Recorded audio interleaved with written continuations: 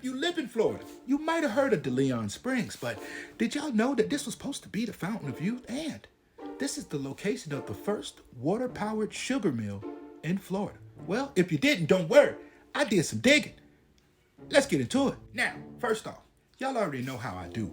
We start off with the natives, okay? So in this area, the Mayaka tribe, they roam this area right along the St. Johns for years. Matter of fact, they found a lot of ancient artifacts inside of these springs, like canoes, different weapons, little hunting, tools and stuff like that, which is pretty awesome. Now, some of the ancient artifacts that they found inside of this spring, they date back to like 6,000 years.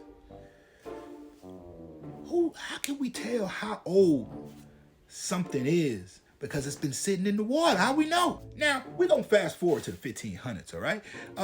This is Ponce. Y'all know him, Ponce DeLeon. When he was, riding around on his boats and stuff, before he even, discovered, Florida and St. Augustine, he was searching for something, and he was searching for the Fountain of Youth. Now, look, while he was doing his travel, he ran into, the DeLeon Springs area, and he thinks he found it. He thinks he nailed it. He said, this is it. This is the Fountain of Youth. Pause for a second, all right? Just think about the mindset of people back then, feel me? To think that, there was a body of water out there that was going to keep you younger. I mean, if you drink water, it'll do good for your skin, but that's about it. Now, Ponce, all right, and his homeboys now, okay, they kind of controlled this area for a little bit, all right? Because thing is, about this area, DeLeon Springs, it's like up a little, little gap of the St. Johns, all right? And it's kind of like tucked off.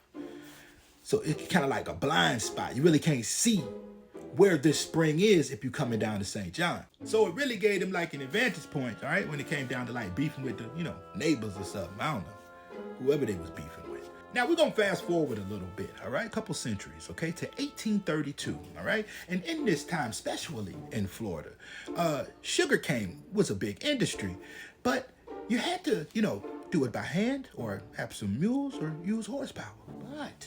But then a couple smart guys got together and said, look, how can we, better our situation, okay?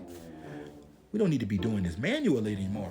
We need something, all right, to be able to help us power this mill. So what they did is they put this wheel there, all right? So right at where the, St. John and the spring kind of meet up, it flow a little bit. The water flows right here. So, when that water flow make this wheel spin, so they basically made this like a power generator off of nature. Now, like I said, at this time, ain't nobody doing this. They were the first ones to do it. They're pioneers, all right?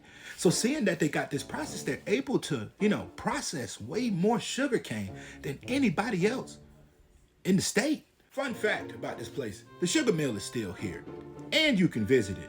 We'll get into that later. Now look, we're gonna fast forward a little bit, all right, to the 1900s, okay? Because things change a lot for DeLeon Springs, but it changes for the better.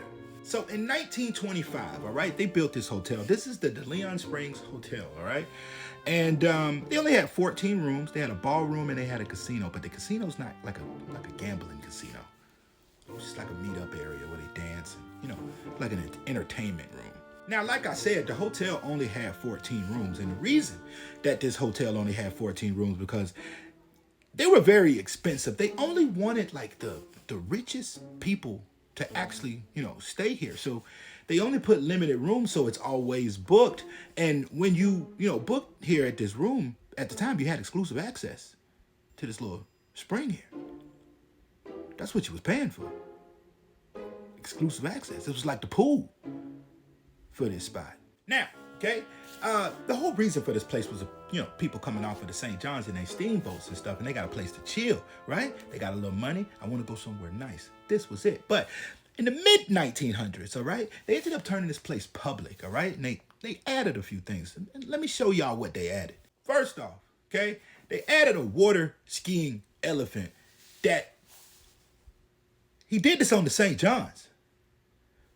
If you know anything about the St. Johns River, it's infested with alligators.